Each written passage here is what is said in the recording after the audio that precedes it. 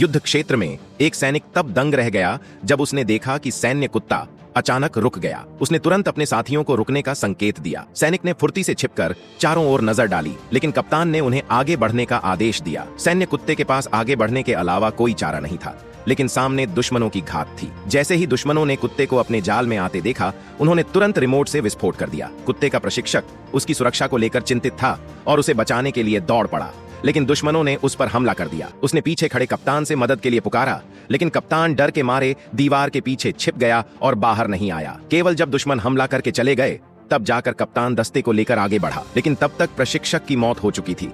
सैन्य कुत्ता कप्तान पर गुस्से से भौंकता रहा। कप्तान ने अपनी बंदूक निकाल ली और कुत्ते को मारने की कोशिश की। सौभाग्य से एक सैनिक ने समय रहते हस्तक्षेप किया और कप्तान की साजिश नाकाम कर दी। प्रशिक्षक के अंतिम संस्कार में मैक्स सैनिकों के नियंत्रण से छूट गया और सीधे अपने मालिक के ताबूत पर कूद गया। वह पूरे जोश से रोने लगा, अपने मालिक को पुकारता रहा, लेकिन कोई उत्तर नहीं आया। वह केवल लेटकर ताबूत की रक्षा करता रहा। जब अंतिम संस्कार खत्म हुआ और सैनिकों ने उसे हटाने की कोशिश की, वह तब तक विरोध करता रहा जब तक प्रशिक्षक का भाई केविन उसे नहीं पुकारता। मैक्स ने तुरंत उसकी महक पहचानी और शांत हो गया। सेना उसे युद्ध आघात के कारण शांत न होने और आक्रामक हो जाने के चलते मृत्युदंड देने की तैयारी कर रही थी, लेकिन केविन को देखते ही मैक्स शांत हो गया। केविन के परिवार ने उसे गोद लेने का निर्णय लिया, लेकिन सुरक्षा के कारण पिता ने उसे आंगन में जंजीरों से बांध दिया।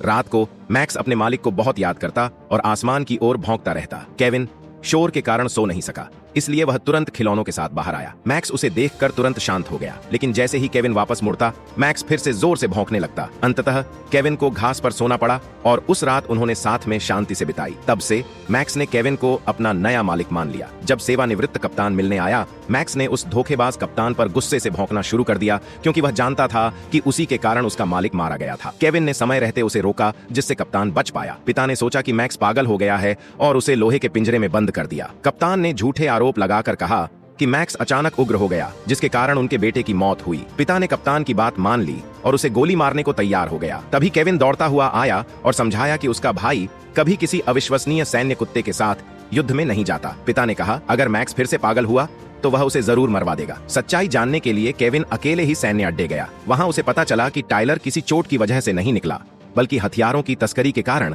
सेना से निकाला गया था। तभी केविन को उसकी असली सच्चाई का पता चला। अगले दिन उसने चुपके से टाइलर का पीछा किया और देखा कि वह स्थानीय हथियार तस्करों से सौदा कर रहा था। मैक्स ने हथियार देखे और जोर से भौंका। तस्करों के 2 खतरनाक कुत्तों ने उन्हें देख लिया। मैक्स ने केविन की रक्षा के लिए उन्हें रोका और उसे पहले भागने का इशारा किया।